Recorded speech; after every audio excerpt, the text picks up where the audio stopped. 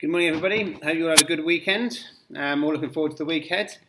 Obviously, last week was a fairly momentous decision that was made by the British people to leave the European Union. It wasn't something that I expected to happen. I expected people to vote Remain, but at the end of the day, the people have spoken, so there are going to be some changes ahead. Of course, that caused a huge amount of volatility in the markets.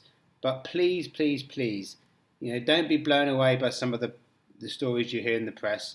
When you drill down into things, the results for last week, for instance, the Dow finished down on the week 1.6%, the Nasdaq down 1.9%, the Nikkei was down 4.1%, Shanghai was down 1.1%, and the DAX in Germany was down 0.8%.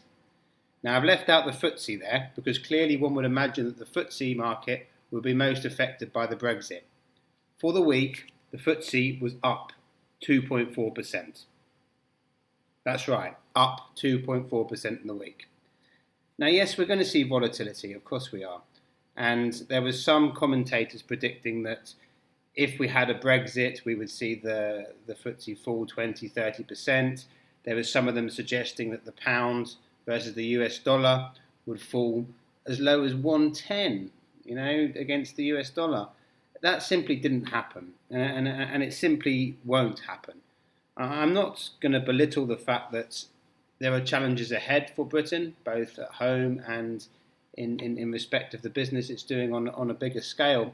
But if we're looking at investing in something like the FTSE market, let's take two stocks that I like there, Diageo and Rolls-Royce. And I know I've talked about these in my blogs before, but I'm just trying to get the point home to you. The fact that Britain made a decision to exit the European Union is not going to have any difference on the number of growing middle-class Chinese or growing middle-class Indian who are going out and buying bottles of Johnny Walker to enjoy, which is adding to Diageo's bottom line.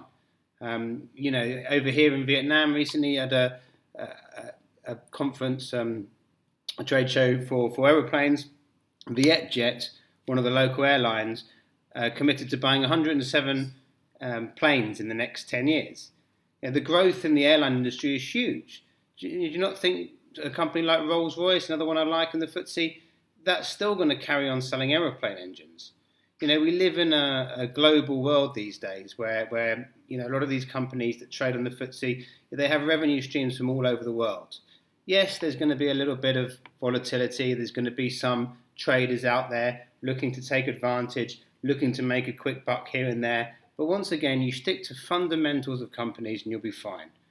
Just to go back to the currencies as a whole, okay, we saw the US dollar against the euro. We saw the euro fall 1.8% to 111. We saw the Australian dollar improve against the US dollar. It's now one Australian dollar is worth 75 US cents. The British pound did fall 4.7% in the week. So it was trading down at 137, which is a year-to-date low. And of course, that's not a great news for people that are invested in sterling. But at the same time, that's only very, very slightly worse than where it was at the end of February. Now, during the course of this week, we may see it dip down a little bit lower, and during the course of the panic and the uncertainty that happened after the actual vote, because it was a big surprise. Some bookies were offering 9-2 the night before. We saw sterling dip as low as 131. But that's pure speculation and pure people looking to short sell and take advantage of the situation. It doesn't underlie the fundamentals. And by the end of the day, we were in a more appropriate position at about sort of 136, 137. So I would still say the same as I've been saying for quite a while. I still think, sterling is good value. It's better value. If you're looking at a 3 to 5 year turnaround term, which is where I'm always looking, short to medium term growth, you'll be absolutely fine. Anything under 150, go for it. To come back quickly to the two stocks that I like, the two British stocks, Diageo and Rolls-Royce. During the last week, Rolls-Royce was up 5.5%, Diageo up 6.7%. Here are two companies, again, that are going to pay you 3, 4, 5% in dividends on top of the sort of capital growth there. Yes, you get a volatility. Equity markets are volatile. That's the nature of the beast. But pick them carefully. Make sure they're good companies with good fundamentals, good revenue streams.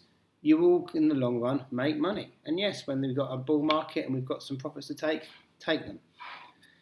So clearly, it's worried a lot of people. And again, as I say, I'm not going to deny there's going to be challenges ahead for businesses, how they cooperate with European Union members.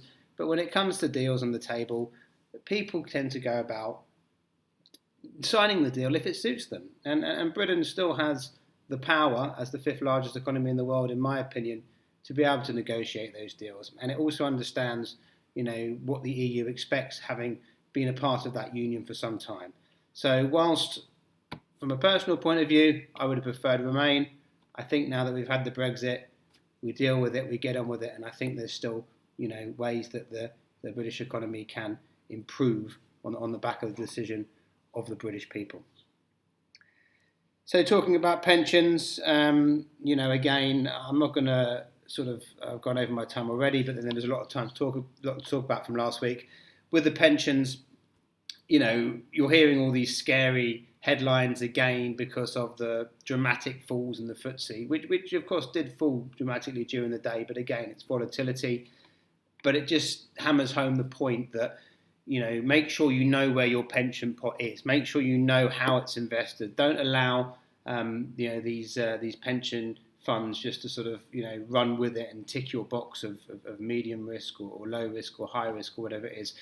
Take control of that situation. So that will just feed into the comment for the day. And I know it's one I've used before, and it's by Peter Lynch, who is the Fidelity fund manager, one of the greatest of all time. And he always says, know what you own and why you own it. And again, that comes back to what we were talking about before. Why do I own Diageo? Because I know that there are people here in Vietnam, growing middle class, spending money on bottles of Johnny Walker. Why do I own Rolls-Royce? I know that, I know Vietnam's only a microcosm and the bigger thing, but China, India, these sort of countries, more people are flying, more aeroplanes are being built. Rolls-Royce provides the engines for a lot of these aeroplanes, has an order book as long as you like, and so therefore you'll see sustained growth, pays dividends, good company, good management, bang. On the sporting fronts this weekend, congratulations to Poland, Wales and Portugal, who went through on the first day of the round of 16. All three terribly boring matches, and I don't see any of those countries going any further. Last night, however, we did see a huge improvement in the quality of football, with France, Belgium and Germany all turning around, all going out and playing very, very good football. France in the second half only, but albeit doing what they have to do. England, of course, tonight against Iceland, you've got to believe they're going to get through, but they're going to have their A game when they come up against the likes of the teams that I just mentioned. Right, I better rock and roll. I'm well over the time, 8.5 minutes nearly, but of course, a lot more to talk about. And if you do want to speak to me about anything, or you are worried about anything, please get in touch. Have a good week. Bye.